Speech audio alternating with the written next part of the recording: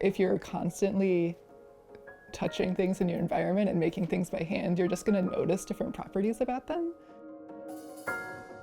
I always would say to my students, like, you know that you're hooked when you're working on one and you're planning the next one.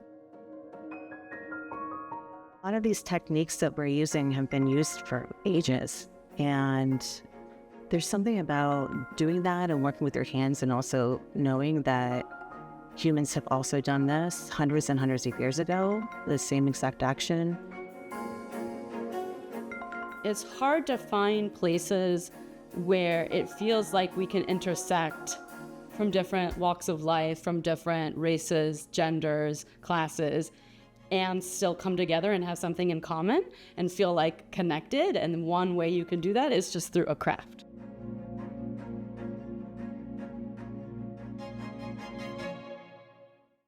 My name's Erin Carlson. I'm the owner of Red Cottage Fiber Studio. At Red Cottage Fiber Studio, I'm focused mostly on weaving, felting, and gardening.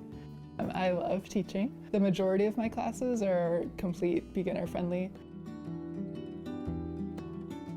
My most popular class happened during the pandemic. I was through Contemporary Craft, and it was the Bird of the Month class, and I think we ended up going for 18 months, a bird a month. And I would do illustrations, so like step-by-step illustrations, and then we would all be together on Zoom, felting the bird together. Red Cottage has just allowed me a lot more freedom to explore and kind of go down different avenues. I'm interested in sharing knowledge about raw materials and local materials. I grow vegetables, I do a lot of pollinator gardening. We have a meadow, dye plants, and I grow flax.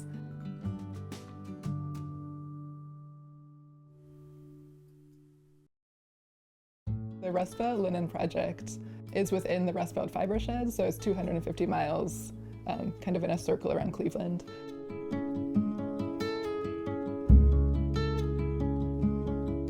They provide the seeds, then you save 25% of it. You let it go a little bit longer so that the seeds completely ripen and become viable, and then they collect back those seeds, and the idea is that they'll have a seed bank. It's very experimental. They're kind of looking at different growing conditions because people are growing it from Michigan to Ohio to, Pennsylvania. They're getting information back about how we could potentially start growing more flax. It was really easy to grow. And so what we're doing now is just breaking that thin outer woody, the thin outer woody layer. So the stuff falling down is called the boon.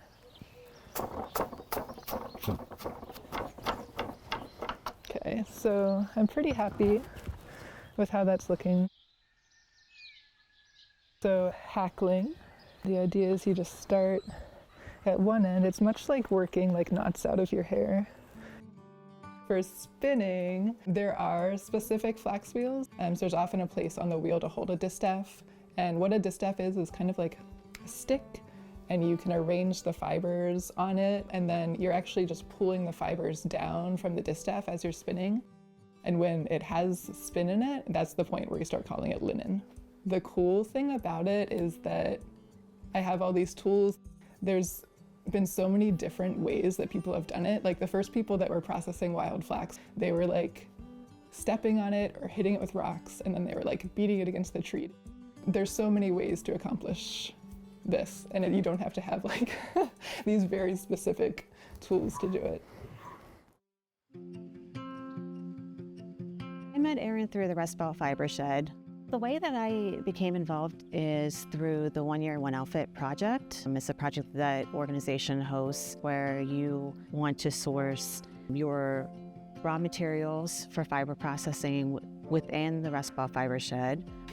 You take that through the processing stages all the way up until creating an outfit in 1 year's time. I wove this on a table loom and wove about 6 yards of it to get the fabric that I needed to sew this pattern together. What I really find enjoyable about this project is sourcing the materials. The materials themselves have stories. Maybe I have gotten a fleece from a farm and maybe I've seen that sheep and I know the farmer has been caring for that sheep and that fleece kept that sheep warm over the winter and she's been sheared and now I have that fleece and I'm starting to work with it. All of those stories are kind of in those fibers.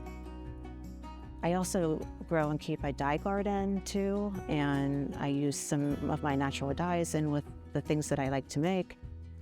When you get a final piece, you're looking at it and say that I've made something that I feel pleased with or I feel is beautiful, but also remembering all those pieces that have gone into it every stage of the way. That's exciting for me, and that's why I would want to do it again. I've grown coreopsis flowers and made that into different dye baths and dyed these bats of wool, different colors. I'm particularly excited about this one because all of these different colors that have been made here are all come from the same plant. And I've done a stripes motif here to kind of showcase that color. I grew up with a fiber artist mother. I've always been interested in fiber, but never really knew what are natural fibers, what are non-natural fibers, where do they come from, how are they made. My mom was always working in her studio and sewing every day, all day, and I was always very curious to participate. My background as a fiber artist is that basically it's my life.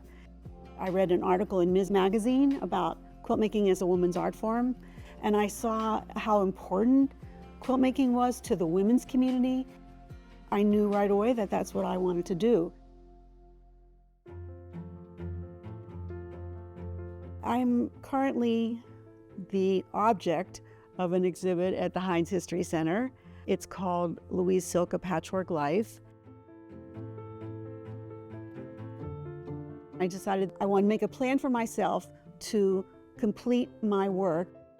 First thing I did was I wrote a book. It was called A Patchwork Life. And I talked to the curator at the Heinz History Center about what was possible. It follows a patchwork life, and that takes you through exactly how my life developed in terms of quilting. I've learned a lot about myself from the exhibit. In each stage, no matter what I was doing, I was also documenting. So there's not only the quilt, but there's the workbook, maybe there's a publication, maybe there's some writing. And why the exhibit is really successful, I think, is because you can identify with so many parts of it according to what you've been doing in your life.